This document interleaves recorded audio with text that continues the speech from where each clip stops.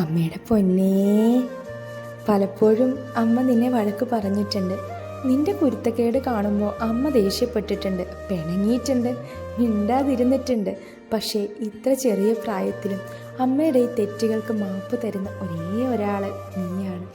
എല്ലാ വഴക്കുകൾക്കും ഒടുവിൽ അമ്മേന്നും പറഞ്ഞ് അമ്മയെ ഓടി വന്ന് കെട്ടിപ്പിടിക്കാൻ കഴിയുന്നത് നിനക്ക് മാത്രാടാ. ചെയ്യാത്ത തെറ്റുകൾക്ക് അമ്മയോട് സോറി പറയാൻ കഴിയുന്നതും നിന്റെ കുഞ്ഞു ഹൃദയത്തിന് മാത്രമാണ്.